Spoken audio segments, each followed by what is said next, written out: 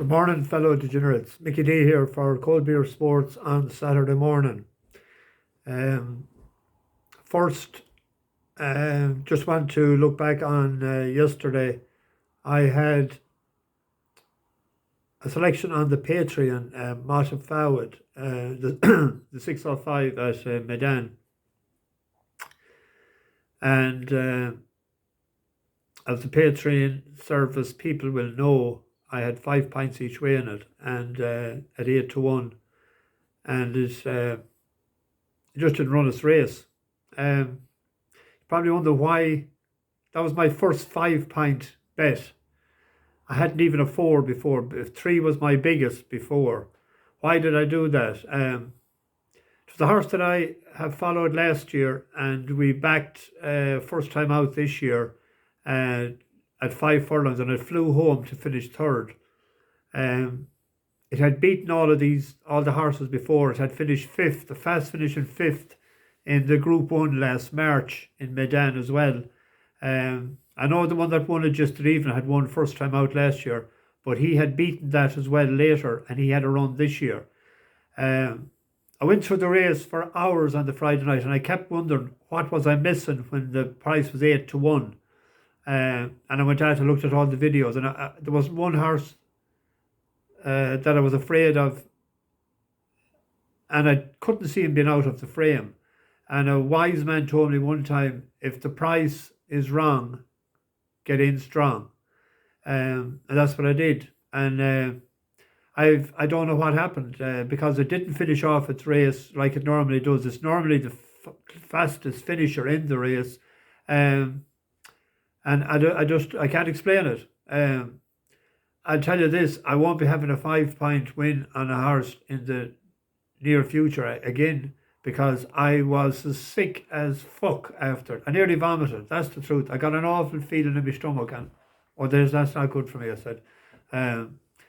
So, can't know what happened, so I've no explanation. So, apologies to anyone that lost money. I know I lost a good few pound, more than I could afford, but I thought the price was right. So I'm not running away from it. So small bet today, and we'll try and get it back. Then a €2 Trixie with a €2 treble, and I've picked out 3 horses.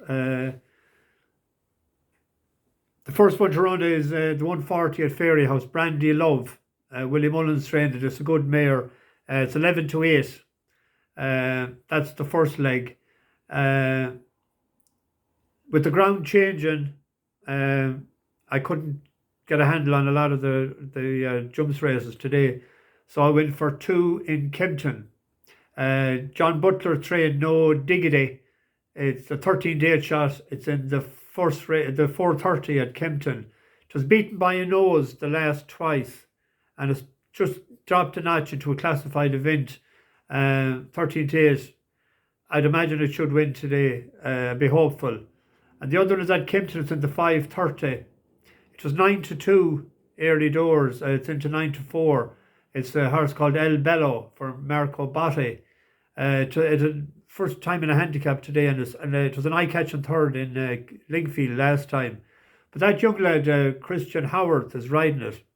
And he has 6 wins, and he has 6 places for only 29 rides. He's a 7-pound claimer. He's good. So he's on that. It's first time in a handicap. The surface is similar to Lingfield, so he should be okay in it. He wasn't too busy on it the last time, so hopefully the stick will be out today. It's a fine, big, strong grey horse, good galloping sort. So it should do the business, maybe. So if that costs a tenner, and if the 3 of them won, to be 125 back. So that'd be recouping the losses from yesterday, hopefully. For all the lovers of racing, there is great racing today. That mare's race is a great race. There's some great racing in Cheltenham as well. Chantry House is out to see where he goes from there, and Champ is out to see where will he be going for the stairs. There's some good handicap races as well. But there's great racing tonight for people that might be going out for a pint or having a can at home in Gulfstream Park. It's the Pegasus night. There's a good fillies and turf race, fillies and mares turf race there. Regal Glory for Chad Brown is interesting. Chad is a great man on the turf. And then in the turf race itself, Colonel Leam is 4-1. He won this race last year as a 4-year-old, 5-2 favourite, but he hasn't ran since last August, I think. So Todd Pletcher, you'd imagine, would be having them fit, but that's the niggly thing about he's 4-1 favourite. Might be worth the bet. And then the big race is at 22:34. Nick's Go is up against Life is Good. Nick's Go, of course, won the Breeders' Cup Classic at a mile 2, and the previous year it won the Dirt Mile in the Breeders' Cup as well. And Life is Good won the Dirt Mile this year, just gone by in the Breeders' Cup. Now this race is over 9 furlongs. So Nick's Go will probably go out in front. He's even money favourite, and Life is Good is 5-4. Life is Good is only beaten once in his life, and it's 3 for 3 around 2 turns. So Nick's Go will be out in front, and Life is Good is staying behind. So I'd nearly fancy Life is Good to close him down in that race. Looking forward to there's a horse running tomorrow that I'll see. There's no prices up, but it was a horse that I was following, is Belo. It's in the first race at Sedgefield. Have a look at how Mallore's Mission runs today in Cheltenham, because Mallore's Mission beat this, and the Betty Ballou is a mare, but she ran against Geldings the last time, and Mallore's Mission beat her by 12 lengths, but that's running to Cheltenham today, and I think it's a 5-1 shot. So she was up against the boys the last time. She's up against her own sex tomorrow. Newland, the doc, has a first-timer, former pint-to-pint winner.